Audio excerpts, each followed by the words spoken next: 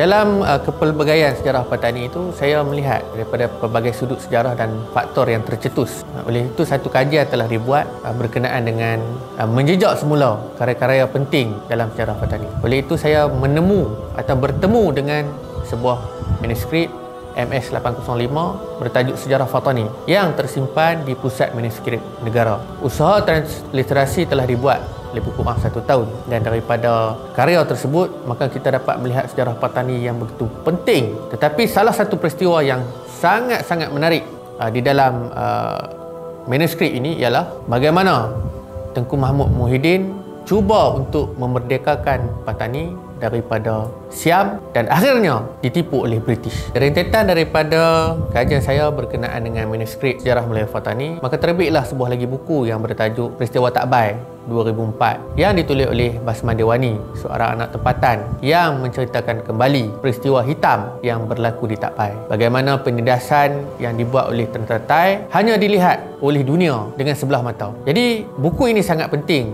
untuk kita faham tentang bagaimana berlakunya penindasan tersebut dan bagaimana kerajaan Thai berjaya mengelak tekanan daripada masyarakat dunia. Oleh itu, kajian ini sangat penting dan buku ini sangat penting untuk kita baca dan kita faham apakah sebenarnya yang berlaku pada tahun 2004. Di antara kedua-dua buku ini, terdapat sebuah lagi kajian yang saya tulis pada tahun 2016 bertajuk Gajah Putih di Bumi Beroda. Buku ni masih lagi diterbitkan kerana ramai lagi orang tak tahu tentang peristiwa Perang Kedah Siam. Semasa kajian dibuat, saya mendapati bahawa pada tahun 1831 dan 38 Panglima Kedah juga sampai di Patani dan bergabung dengan orang-orang Melayu di Patani. Jadi peperangan yang berlaku itu bukan saja untuk membebaskan Kedah tetapi juga membebaskan Patani.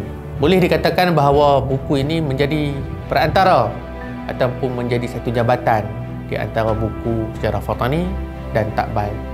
Dalam meneliti sejarah Patani yang begitu panjang, kita harus sedar bahawa perjuangan orang-orang Melayu masih lagi belum padam di Patani. Oleh itu, ketiga-tiga buku ini akan mengajar kita tentang perjuangan tanpa putus asa, tanpa penat lelah dan tangisan air mata darah orang-orang Melayu di Patani.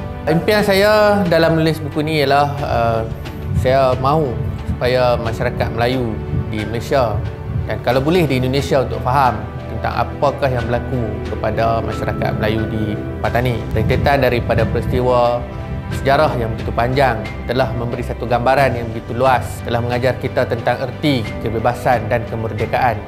Haruslah dipelihara dan dijaga dengan sebaiknya. Oleh itu saya menyarankan kepada semua kawan-kawan agar terus membantu saudara-saudara kita di Patani dengan adanya penulisan-penulisan yang sedang diusahakan bukan saja oleh saya tetapi oleh rakan-rakan yang lain.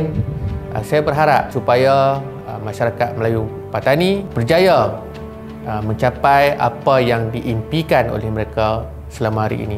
Oleh itu, saudara dan saudari, belajarlah sejarah bangsamu.